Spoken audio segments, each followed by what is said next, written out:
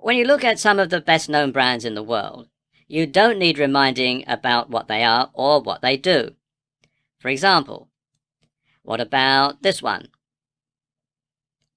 Or this one? Then there's this one, and their main rivals, this one. And even though, with one exception, none of these brands actually have the name of the company or the product in them, you can tell by looking exactly what the company is and exactly what they make. For example, you can tell just by looking at this collection which company makes running shoes and which company makes computer software. And in fact, if a brand is really successful, you only have to see its name or logo, even out of context, to be reminded about what the company does or what the product is. I mean, for example, take a look at this photograph here. Now, if you're familiar with the brand, you'll know that even though it's on the side of a racing car, it's got nothing to do with motoring, it's got nothing to do with motor racing at all. But you know exactly what it is, and if you live in a market where they don't sell this, I'll tell you it's an energy drink. But if you do live somewhere where they do sell this product, you'll know immediately exactly what it is just by looking at the brand.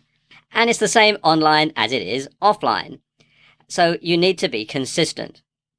So if let's say you're Sam Owen 101 on Facebook, and new video for you on Twitter, and new video to go on YouTube, and Sam Owen's video productions on LinkedIn, and new videos for you on Pinterest, well, nobody is going to know that you're the same person or the same business. Likewise, if your website has one color scheme, and your Facebook page has another, and your Twitter feed has another, and you use a different logo on your letterhead than you do online, well, quite frankly, people are not going to take you seriously. So, how can you be consistent? Well, really, this is something that you must do from the very beginning. So, when you're just starting out, you need to decide on a business name. Now, of course, I suppose the obvious way is to just simply use your name, but that can be problematical if you ever decide to sell the business on to somebody else. You're also selling the rights to your name. So generally, if you plan on perhaps selling your business on later on, then using your name isn't a very good idea. What is a very good idea, though, is something that is descriptive of what you do. So if you make a particular product or you sell a particular service, then including that in your business name is a good idea. And likewise, you can also include keywords as part of your business name that will make it easier for search engines to find you, and it will sort of stick in people's minds that you are or your company is or does this particular thing, and it's a keyword that sort of lodges in their brain. Regardless, you should have something that's easy to remember, something that's not too convoluted, something that easily trips off the tongue, something that people can sort of lodge somewhere in their brain, and when they need your product, they need your service, they can simply think, yes, we can have so-and-so. Or, for example, you could have something cryptic. Probably the best example of this that I know is Nike, and Nike was the ancient Greek goddess of victory. So, of course, a bit cryptic there. They were sort of thinking, well, Nike, victory, wear our shoes, cross the finish line first, that sort of thing. Something else that you really do need to do is to make sure that nobody else is using it. If you go to a whole lot of trouble of setting yourself up with a business name, and then you find that actually somebody else is using it, you're going to have to start all over again.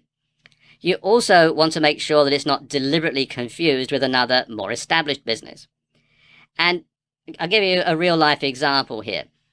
Here in the UK, there is a chain of pharmacies and drugstores called Boots the Chemist, and they are a regular presence on just about every high street and shopping mall in the country. Now, I know of this guy whose name was Booth, and he started a chemist shop. He was a pharmacist by profession, and he started a chemist shop, and he called it Booth's the Chemist. Well, Boots the Chemist weren't very happy about this, and I'm told that they got him to change the name of his shop so that it couldn't be confused with theirs. So you do have to be very careful when choosing a business name that you can't purposely confuse it with another company. Something else that you should do is to have the same color scheme. So you want to have the same color scheme on all of your social media sites. You want to have the same color scheme on your website. And also offline, if you run a bricks and mortar business, you want to make sure that your letterhead, that your signage, if you have a van, you want to make sure that it has the same colors as the rest of your business, so that you've got, a completely seamless association in the customer's mind between those colors and you. You also want to have the same logo, and this is very important because Like I was saying earlier in the video, people associate the logo with you, so you need to make sure that it is the same across all social media sites. And it's a good idea to get it professionally designed. You can find someone to design a logo for you on Fiverr.com, that's Fiverr with 2 R's. And this is a site where people would do all sorts of stuff for $5 or for multiples of $5. And you can see here I've done a search for logo design, and there are quite a number of different people offering this particular service. You should also have the same handle or username on all of your social media. Like I was saying earlier in the video, if you're one name on Facebook and a different one on Twitter and a different one on Pinterest, then people aren't going to know that you're the same person or the same business. So it's a good idea to go through and register an account on all the different types of media, all the different social media platforms, even the ones that you don't plan on using. Primarily because this will stop other people from hijacking your name and trading off your goodwill. Likewise, you should register all the extensions of your domain name. So you want to have your domain name .com, .net, .co, .tv, .co.uk, .com.au, etc., etc. So finally, you want to get things set up so that whenever somebody sees your logo, hears your business name, or sees your handle, they'll automatically think of you. And then you know that they've become true fans. In this video, I want to talk about ways that you can grow your Twitter fan base. Now, Twitter is a fantastic tool for marketing and getting more fans and followers.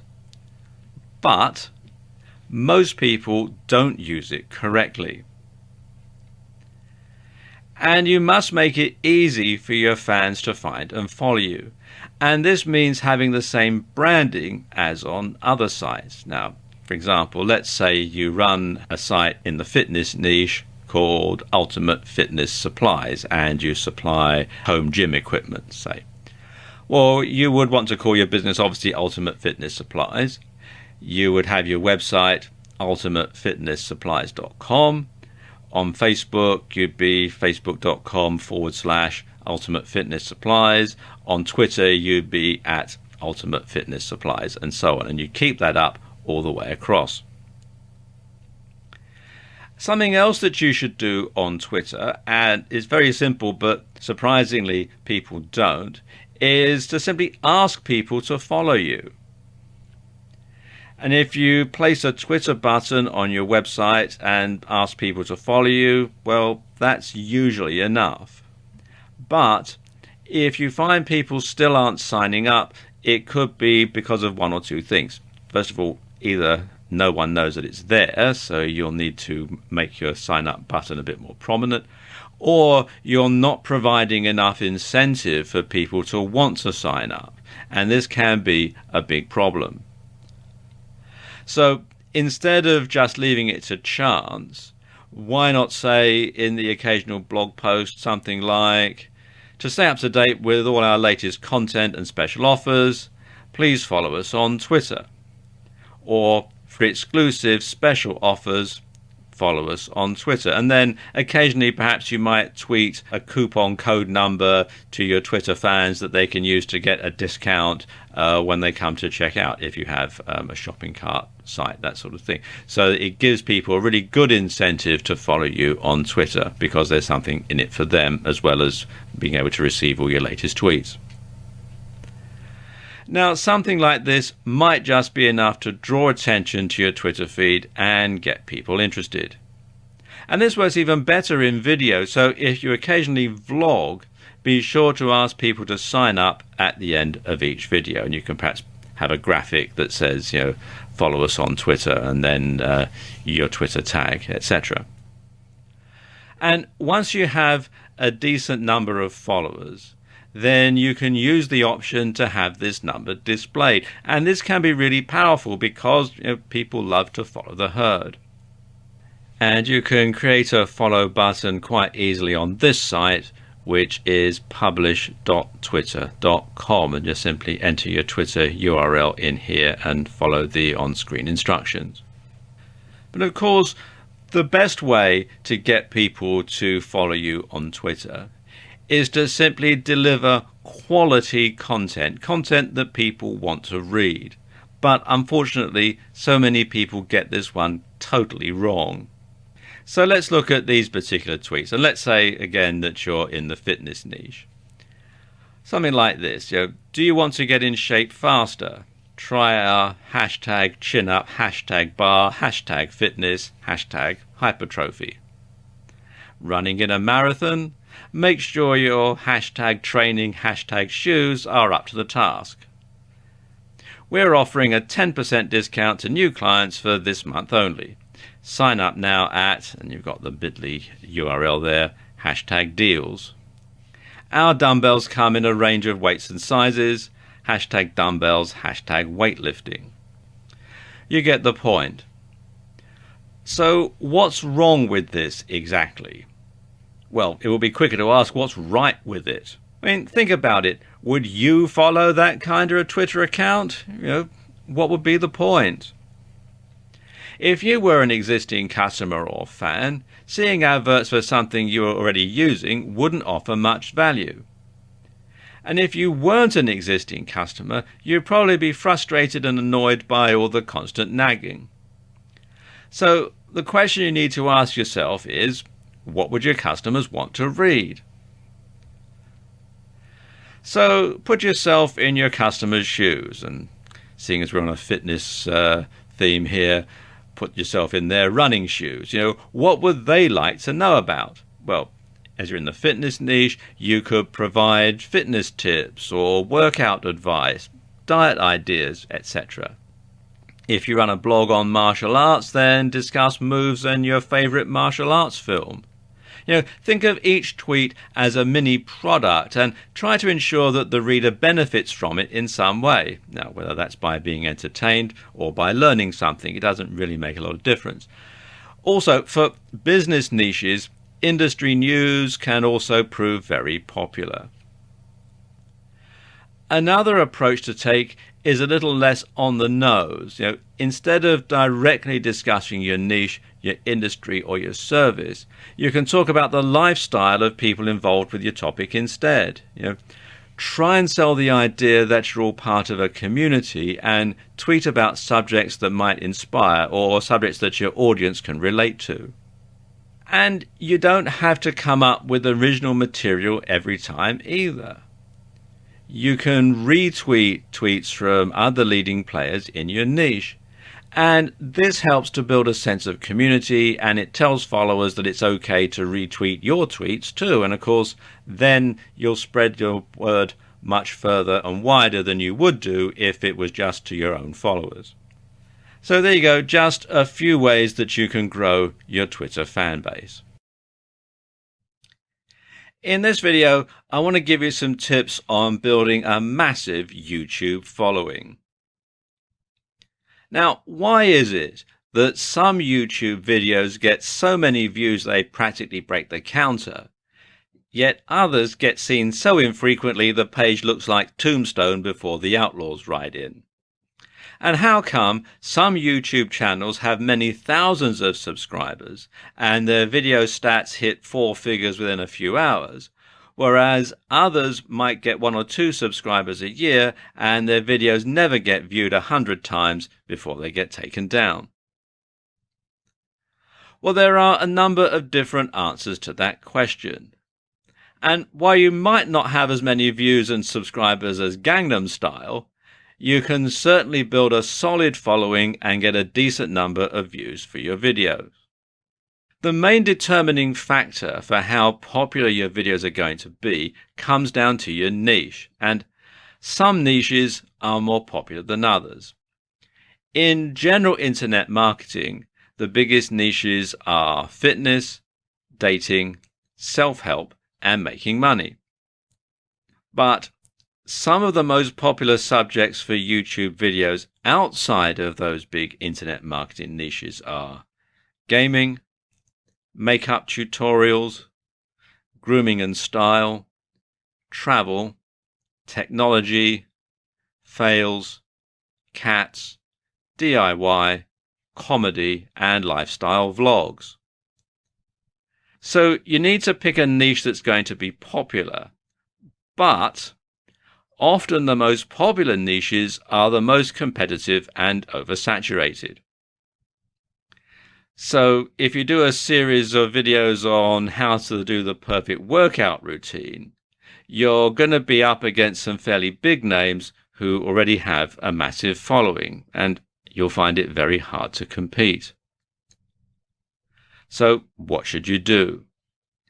Well, one thing is to pick a popular niche, but concentrate on a particular aspect of it.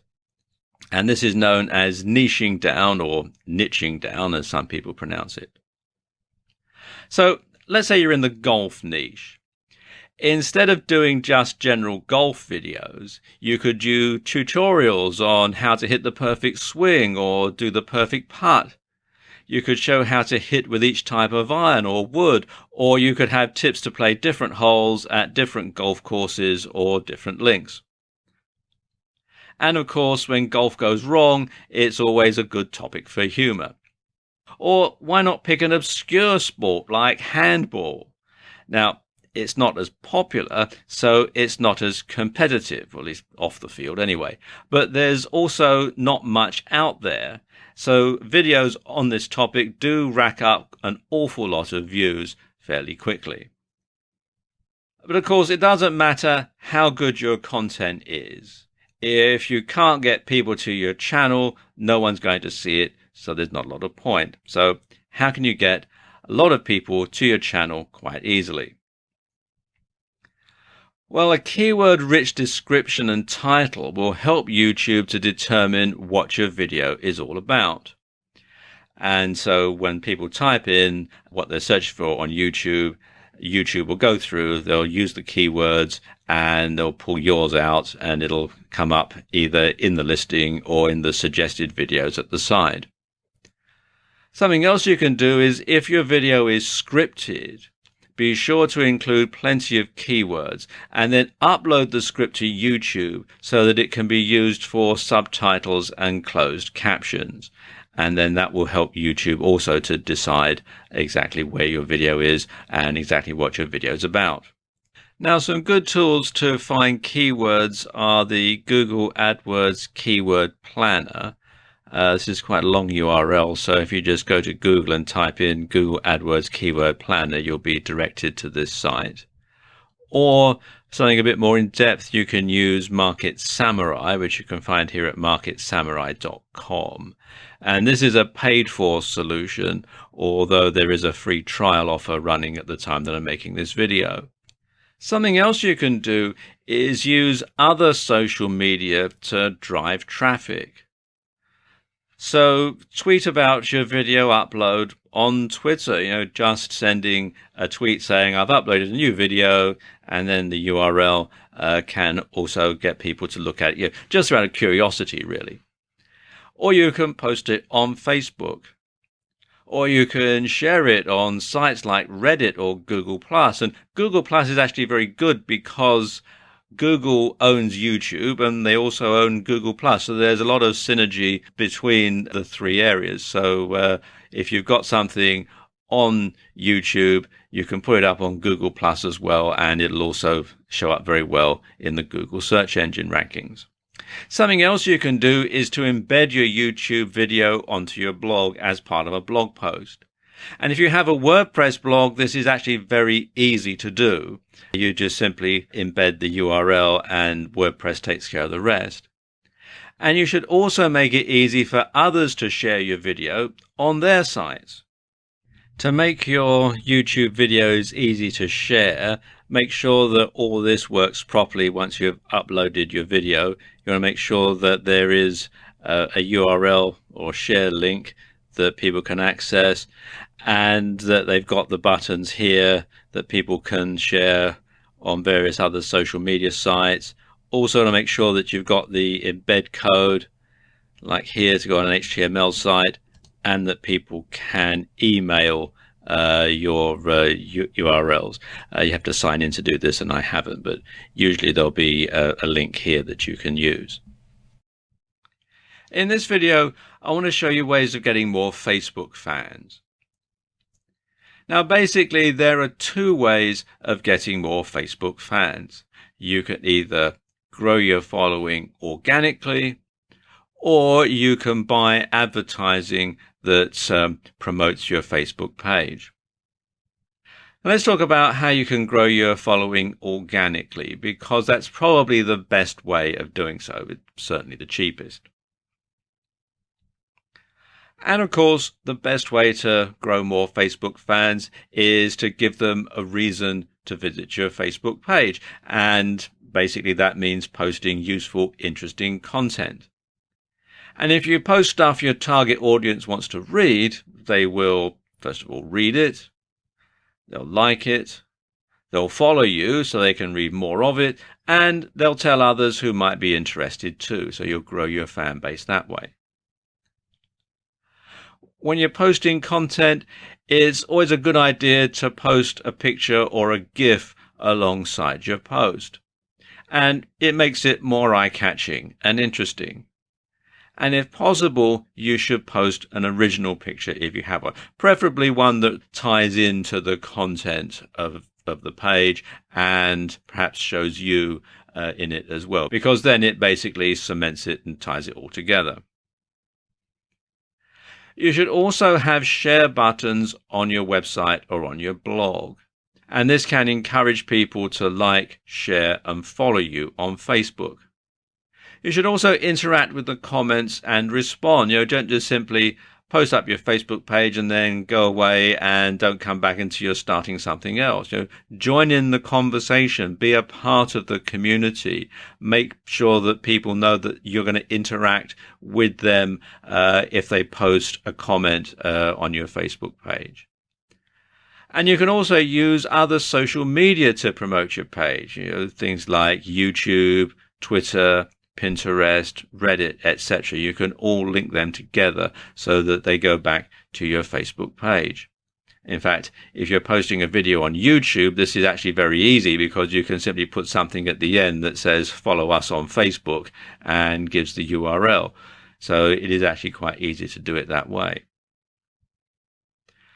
The other way that you can get more Facebook fans is by purchasing advertising so that it leads people to your page who perhaps wouldn't stumble upon it organically. Now, Facebook ads, which is what the system is on Facebook, work in a similar way to Google AdWords. In other words, they're PPC or pay-per-click. But unlike Google AdWords, they're more varied and they can be more tightly targeted. For example, you can target people by their age, gender, location, interests, marital status, etc., etc. Now let's look at the different types of ad that you can have on Facebook. There used to be all sorts of different types, but now they whittled it down to just a few. And I suppose the most popular one is the promoted post. And the supported placements for that are in the right column, mobile feed, and news feed. And this is a great way of getting a larger audience engaged with an important piece of content or promotion. And for a set budget, you can boost a post which will increase its visibility in the feed of people who like your page as well as their friends. So again, it's going to get them right in front of the post that you want them to read. Then there's the boosted post, which is slightly different, and its supported placements are right column, mobile feed, and news feed as well. And it's available to pages with 50 likes or more, and it's basically a simpler version of promoted posts. And you can choose fans of your page and their friends, or you can choose to select by targeting criteria.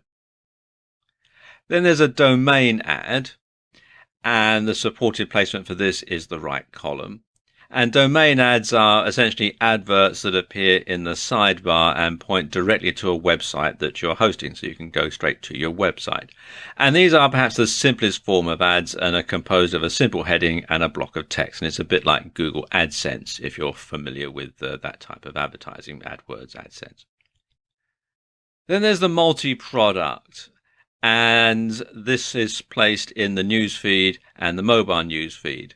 And multi-product ads, as you would expect, display multiple items on a slideshow type display that lets users browse and shop right from Facebook. And this is incredibly powerful for e-commerce stores, and it means you're really only posting one ad to promote a whole range of products. Then there's the page like, and this supported placements for this one is the right column, newsfeed, and mobile newsfeed. And this is an advert for your Facebook page, essentially. And with these, you're trying to increase your number of likes so that you can generate a bigger audience to market to. Then there are video ads, and the supported placements are the right column, newsfeed, and mobile newsfeed. And video ads lets you showcase a video. And these are good for getting likes, and they're powerful for video marketing. Then there are app ads, and the supported placements are the right column and the newsfeed. And if you have built a branded app for Facebook, then this is how you can promote it and encourage downloads. Then there's an event ad. Now, these are in the right column, newsfeed, and mobile newsfeed. And they, as the name would imply, allow you to advertise events. And this can be useful for increasing interest for a company launch event, for instance, or a conference, or if you've got a bricks and mortar store and you're running a special event or a promotion, then you can use this to tell people about it. And finally, there's an offer. And the supported placements are the right column, newsfeed, and mobile newsfeed. And an offer advert is useful for companies who want to market a special offer. And anyone who clicks on your ad will be emailed a code that they can use in order to redeem your special offer. And this is great for encouraging sales. And all of these different ways will help you to build your fan base, because even if it's something like an offer ad, people are going to know about your Facebook page, and you can encourage them to like you and follow you and so on. So this is just a few ways that you can build your Facebook following, build your Facebook fan base. Instagram and Pinterest are often overlooked by marketers, which is a big mistake, because you can actually generate a lot of traffic and sales from these particular two types of social media. Now, for the uninitiated, I better explain that Instagram and Pinterest are picture-based media. And they cater mostly for a female audience and are generally reached via smartphones. So let's look at each of these in a bit more detail. First of all, Instagram. Now, Instagram is an app that's growing in popularity. It has over 300 million users, and it's adding more every day. Now, at its most basic, Instagram is an image sharing app, and a fairly low quality one at that. But that's not to say it can't form a key part of your social media strategy. In fact, some really big companies are using Instagram to get their message across. Companies like Sharpie, Starbucks, and Target, to name but a few. And sports teams like the LA Clippers basketball team are heavy Instagram users too. And there are two good uses that you can put Instagram to. One is influencer marketing, and the other is local marketing. Influencer marketing means you find someone who already has a large following on Instagram and has established themselves as an authority. And these people will have the ability to sway the opinions of a large group of followers, which of course is where you eventually want to be. So instead of spending months or years trying to reach this point, why not piggyback on the success of someone who's already got there? Or to put it another way, why not see if you can't get someone to post on your behalf to their audience? Of course, there needs to be something in it for them, and this could mean that you pay them, you promote them on another social media in exchange for them promoting you, something like an ad swap, but on social media rather than email. Or you could just try targeting influential members of the public and hope that they'll like your brand enough to do it for free, although that doesn't happen very often, if I'm honest. Likewise, when you've built up a large Instagram following, you can offer to post for other people in your niche in return for them posting for you in another media, so you can spread your net a bit wider. Instagram is also great for local audiences. And this is because the pictures have an optional location tag, which you can use to help users geolocate your bricks and mortar store. And this can be very useful for drumming up business. So say, for example, you have a hairdresser's or a salon. You could ask your clients if you could take a photo of them with their new hairdo and post that on Instagram, and ask them to do the same if they have an Instagram account. So you're going to spread the word out to all their friends and followers. Now, Instagram is a perfect match for Twitter, as the two sites use the same type of hashtag, and it's easy to link an Instagram photo into a tweet. Then let's talk about Pinterest, because Pinterest is slightly different. It's still based around pictures, but they use it in slightly different ways. Essentially, Pinterest works by creating mood boards, and a mood board is essentially a collage made up of images and other materials that you've either created yourself or you've found on the web. For example, one of the most popular types of boards that users will create are wedding boards. And when an engaged couple begin planning their wedding, they'll often start by creating a Pinterest board and then looking for inspiration. They'll look at boards created by other users and search for ideas for wedding dresses, wedding locations, table decorations, wedding cakes, suits, etc. Or they may create separate boards for each of those things. And there are many ways that Pinterest gets used by marketers. For example, you could showcase a new web design or app UI. You could have ideas for interior design. You can put together inspirational images to get people to keep fit if you're in the fitness niche. You could have things like moves or goal physiques, etc. You can keep customers updated with your brand in a more visual way. You could perhaps, if you have a clothing site, you could have fashion and outfit ideas.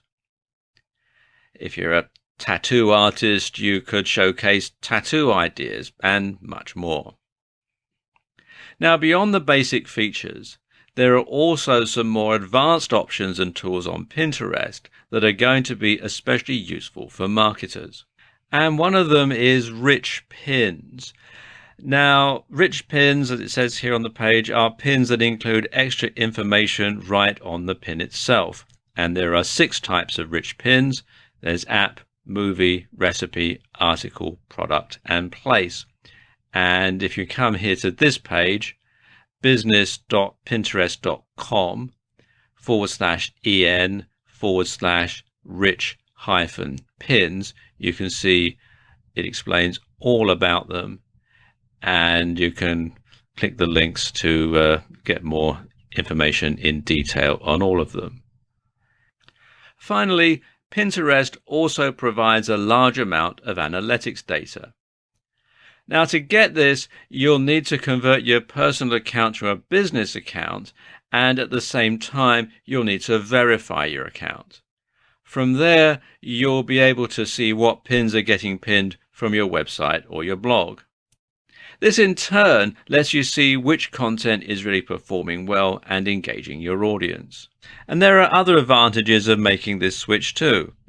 Can you promote your blog or business with a personal account? Well, of course you can, to an extent, but there are some considerable advantages of making the switch. To start with, Pinterest actually requires you to make your Pinterest account a business one if you intend on using it for profit.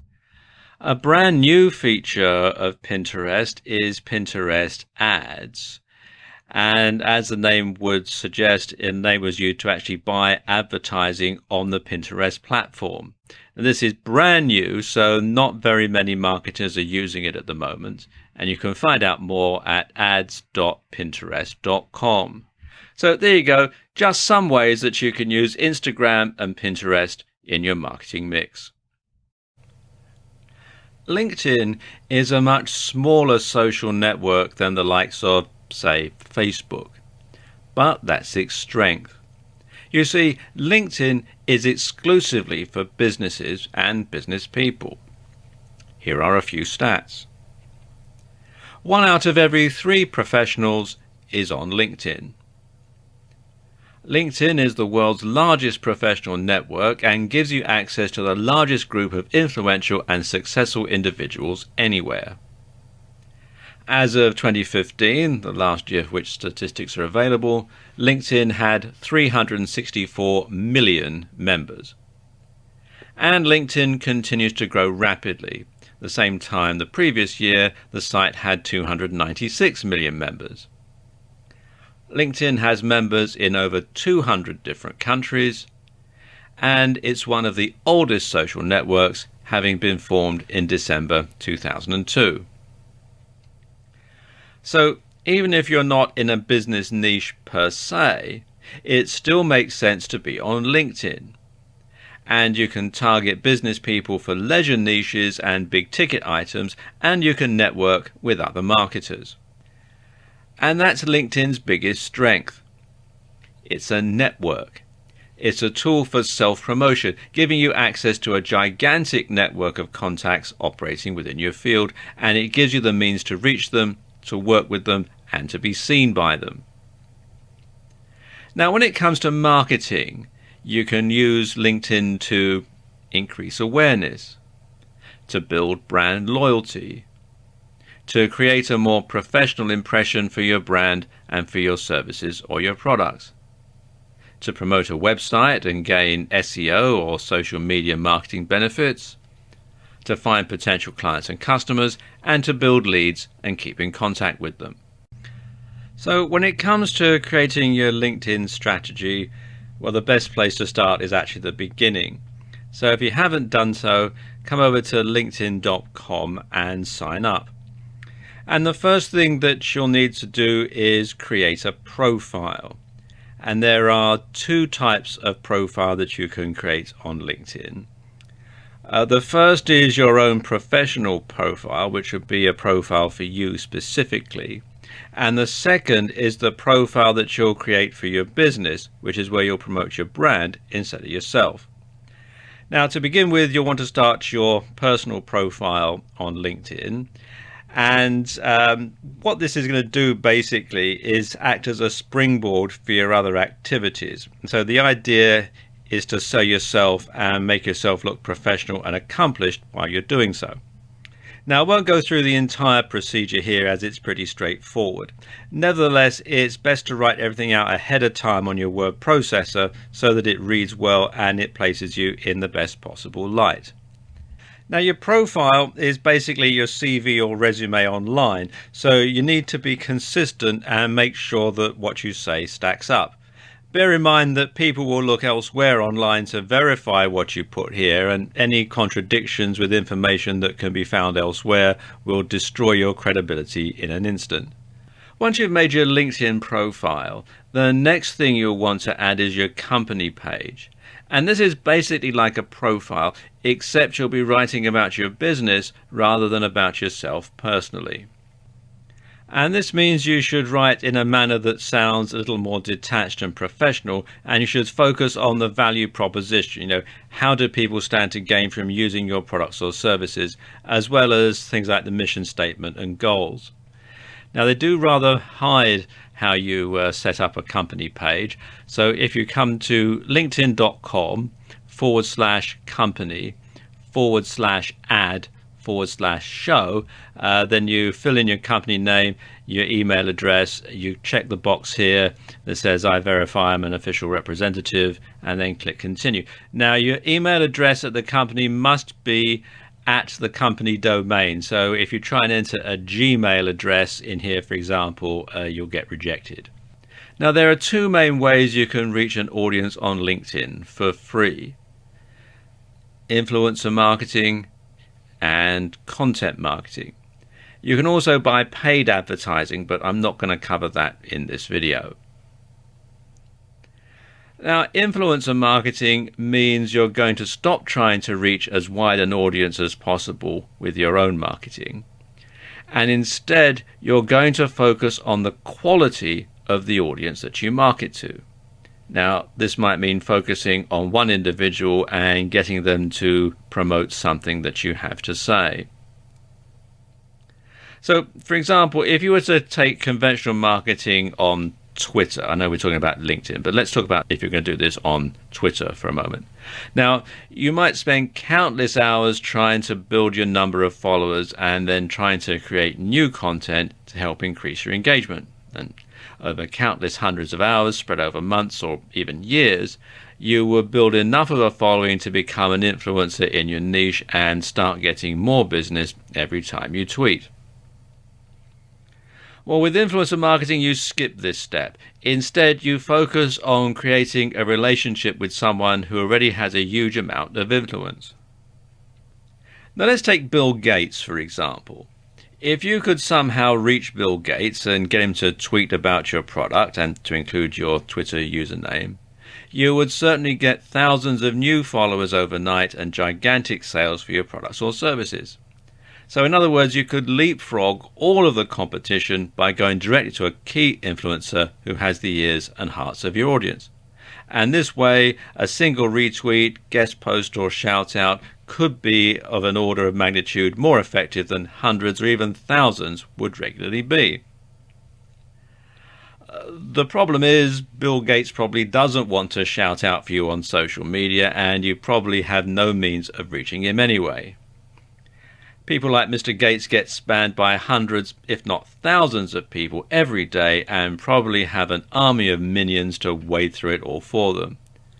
Only the really important messages from people that they know and trust get through. And here's where it's easier to contact people via LinkedIn, because this is where LinkedIn's degrees of separation come in. If you could find someone who knew someone who knew someone who knew Bill Gates, you would be connected by 3 degrees of separation. And like I was saying earlier, this is where the fact that LinkedIn is a network can be very helpful. Because anyone who is connected to you by 3 degrees of separation or less will show how you're connected to them when you view their profile and when they view yours, of course. So you'll be able to go onto LinkedIn and see the people you need to go through to get an introduction to Bill Gates. And what's more, if you're connected by someone with 3 degrees or less, you'll be able to send them in-mail. Now, this is a message they'll receive in their LinkedIn inbox, which statistically has a good chance of being opened. And suddenly it becomes all the more possible that you could reach a big influencer in your niche. And then there's content marketing. Now, like influencer marketing, it's an incredibly powerful marketing tool. In fact, content marketing is considered the natural evolution of search engine optimization, and it's now an integral part of almost every business's marketing strategy. And content marketing means putting high-quality articles onto your blog and posting them on LinkedIn to share with your connections. It also means joining groups and participating in the discussions. Now, don't use these as tools for direct selling, because that's going to be a real turn-off. Instead, what you're doing is converting your LinkedIn connections into potential fans and regular visitors to your website or blog. And this might also lead to some people signing up to your mailing list or even becoming direct customers or clients if your site is good at converting. At the same time, if you keep posting great quality content to your LinkedIn network, you'll find that they start to think of you as someone who knows what he or she is talking about with regards to that subject or niche. And this is the other huge benefit of content marketing. It allows you to demonstrate your knowledge and to give your visitors a free taste. And eventually, they should come to consider you as a leading authority in your field. And as such, they might seek out your opinion when looking for products, services, and other ways to spend money. And it's at this point you become an influencer yourself and give yourself a platform through which to launch joint ventures, launch partnerships, or other business ventures. And it's all down to participating on LinkedIn. LinkedIn has its own advertising platform that enables you to directly advertise to other members of LinkedIn. And this is perfect if you're a B2B marketer or you target a business-related niche. Essentially, this is a PPC network, in other words, it's pay-per-click, that works similarly to Facebook or Google AdWords. So you only have to pay when someone actually clicks on your ads, although you can also pay per impression. And you'll generally only pay a few cents for each click, but the more you pay, the more often your ad will appear, just like on Facebook or AdWords. And this is very effective because it means you don't have to pay anything if your ad is ineffectual and doesn't generate any traffic whatsoever. Like Facebook ads and Google AdWords, LinkedIn allows you to carefully target who sees your ads. And this is fantastic for B2B organizations as it lets you specifically market to decision makers within your industry. What's more, LinkedIn ads also work incredibly well for recruiting. Now, there are two main types of advertisements, the two that are most popular, and they are sponsored content and text ads. And that's what I'm going to concentrate on in this video.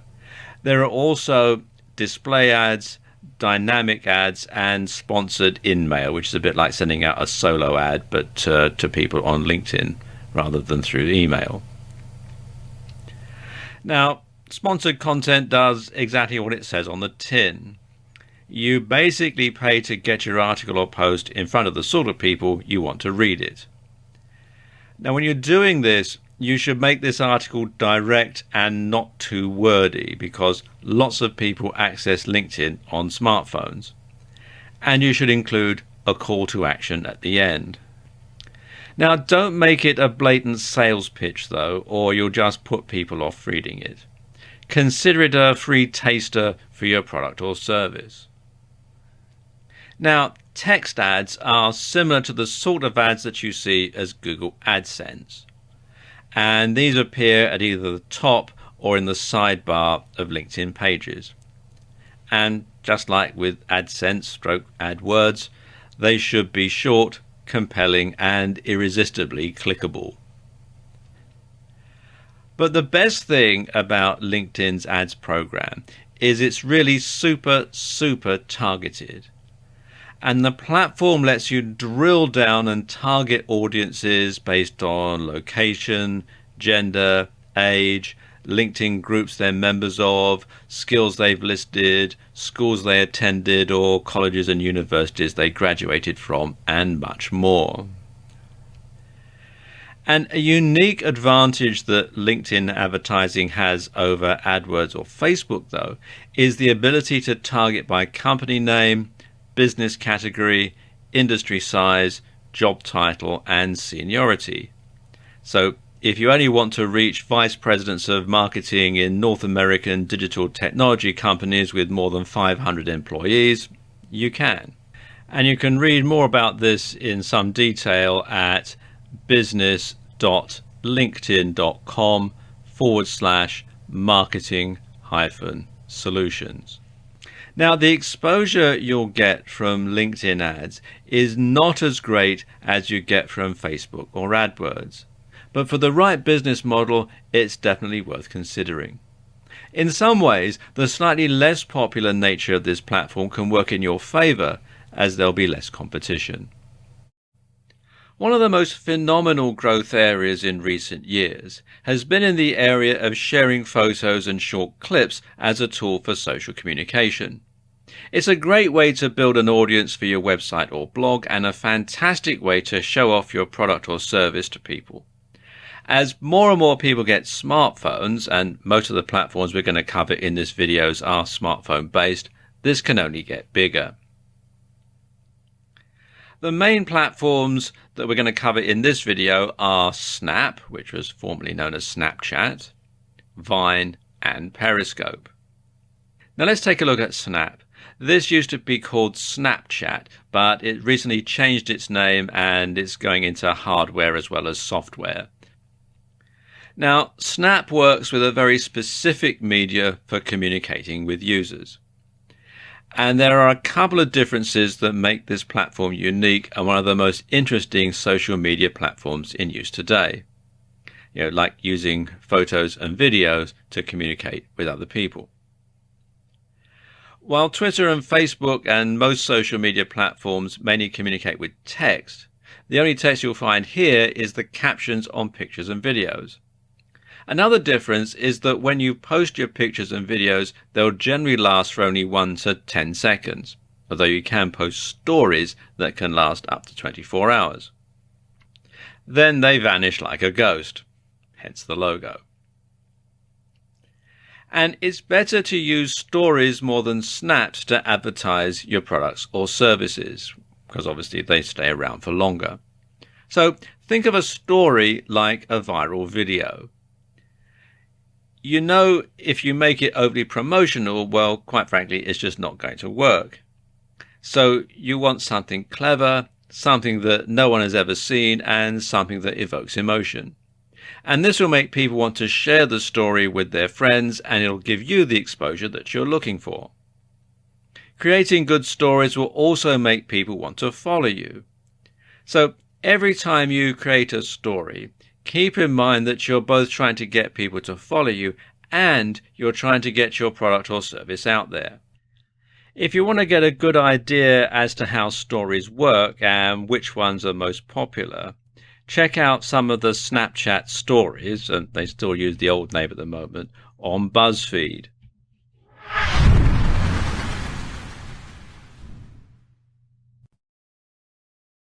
Breaking news. Snap Incorporated is releasing a new piece of hardware, Snap Spectacles. These are glasses with a built-in camera. Simply tapping on the side of the glasses will record 10 seconds of video footage from a first-person perspective. So now you can record video just like you're looking at it. It's almost like having a GoPro strapped to your head. Can you imagine the possibilities this is going to unfold? Now, the company will be releasing the product to the market soon, so best to set up a Google alert to keep informed of the latest developments. Then there's Vine. And Vine is a social network where people can share 6-second looping videos. Twitter thought so much of it, they acquired it for a reported $30 million. And that was before its official launch. As of December 2015, the last statistics that are available, Vine had 200 million active users. And users' videos are published through Vine's social network and can be shared on other services such as Facebook and Twitter. And Vine's app can also be used to browse through videos posted by other users. Now, when you're using Vine, the camera only records while the screen is being touched, and this enables users to edit on the fly or create stop motion effects. And there were some additional features added to the app in July 2013, and these include grid and ghost image tools for the camera, curated channels, including themed areas and trending topics or users, protected posts, and the ability to re-Vine videos on a personal stream. Your approach to marketing on Vine and Periscope, which we'll get to in a moment, should be similar to your approach to Snap. Entertaining, shareable, and not salesy. And you can see some Vine videos and download the app at vine.co. Finally, there's Periscope. Now, Periscope is similar to Vine insofar as it streams short videos. The key difference is that Periscope streams videos live. And when you use Periscope, you'll find that you're presented with a map of the world upon signing in. And on this map are various points where you can see people who are currently streaming video. So simply click on the dot on the map and the name of the broadcaster, and then you can tune in and start watching what they're filming. It's a bit like having your own TV station in that respect. And you can then comment on the video, you can ask questions, you can like it, you can follow the person, or you can leave and watch something else. And in addition to the same strategies as for Snap and Vine, You can also use Periscope to get traffic to a website or visitors to a bricks and mortar store by running a flash offer. The geolocating feature means users can pinpoint where you are at that very moment. Now, these are just 3 of the new and exciting photo and video apps out there, and new ones are being developed all the time. By honing your strategy on these platforms, you'll be in pole position to start marketing on the newer apps and as soon as they launch, which will put you one step in front of the competition. In order to get the best results from your social media marketing efforts, you must be everywhere and post to more than one social media platform at a time. And this can be accomplished in several different ways. You can spend some time each day on social media, but give your attention to a different platform every day. So, for example, you could update Facebook every Monday, tweet to Twitter every Tuesday, pin to Pinterest every Wednesday, upload a video to YouTube every Thursday, log in to LinkedIn every Friday, snap a story on Snap every Saturday, and collapse into a heap on Sunday. There's got to be a better way. Well, there is. You can post the same or similar content to more than one social media platform at a time. And this can help spread the word about you, your products or services. And you can save yourself a ton of time in the process. For example, you could download videos from Vine or Periscope, edit them together, and then upload the result to YouTube. Not only will you be able to get more subscribers and views to your YouTube channel, but you'll also be able to reach an audience that doesn't own a smartphone and therefore wouldn't have seen them on those other platforms. Downloading these videos is easier than you think. Just go to Vine Video Download, which is www.vinevideodownload.com, or Scope Down, which is www.downloadperiscopevideos.com, and follow the on-screen instructions. It's all really quite straightforward. When you post an article on your blog, rewrite it slightly and upload it to your Facebook page and to LinkedIn. You'll need to rewrite it so you don't get hit with a duplicate content slap on Google. But by writing it ahead of time in your word processor, this can be accomplished quite easily. Twitter and Instagram have similar hashtags, so when you post a new picture to Instagram, tweet about it on Twitter. You can also pin the picture onto your Pinterest board. 3 social media sites covered in just a few minutes. You can also post your latest tweets on Facebook, or use them as a comment in a LinkedIn group, although of course you must make sure that it is relevant. By doing it this way, you can save time and effort and spread the word about you, your products or services much wider and much quicker. Your blog should be the hub of your social media strategy. I'll explain why in this video. There are a number of reasons why you should do this.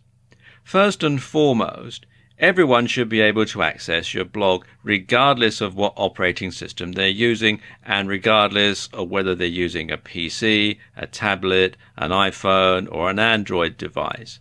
Everybody should be able to get to your blog page regardless.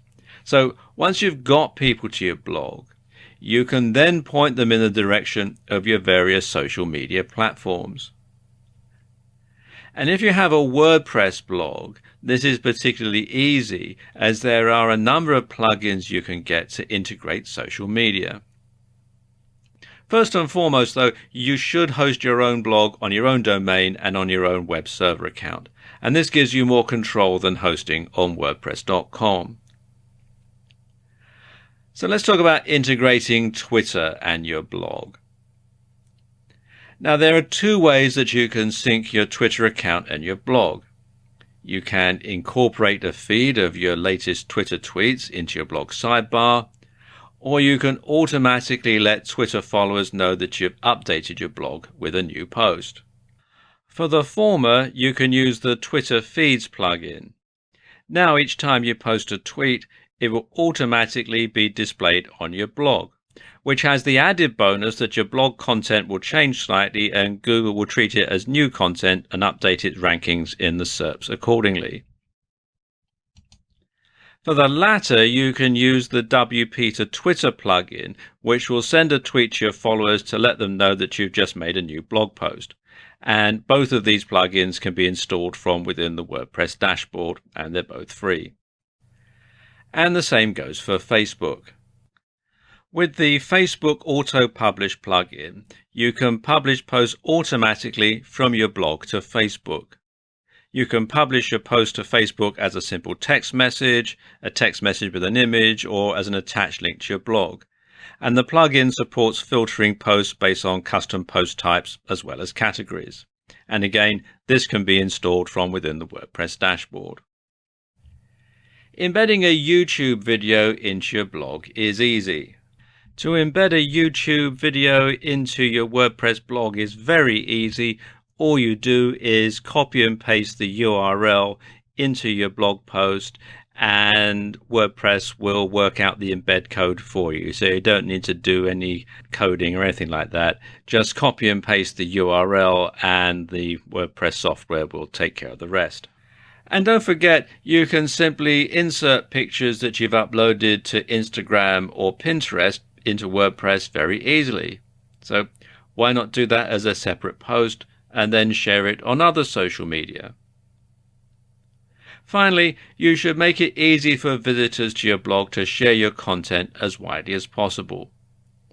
And the easiest way to do this is with the Shareaholic plugin. And the Shareaholic plugin basically puts a bar at the bottom of every page and every post on your WordPress blog, although you can set it up so that some things like, for example, your shopping cart, if you have a shopping cart site, don't get shared. But what it does is it means that people who come to your site can simply click on the button and share the details about your site on their social media. So it helps you spread the word about your blog, about your site, far and wide on all sorts of different social media. And you can set it up to decide what social media you want your content shared on, and as I was saying, what pages you want to have shared. So it's fully customizable and you can install it from within the WordPress dashboard. So there you go, a few ways that you can make your blog the hub of your social media activities and spread your message far and wide.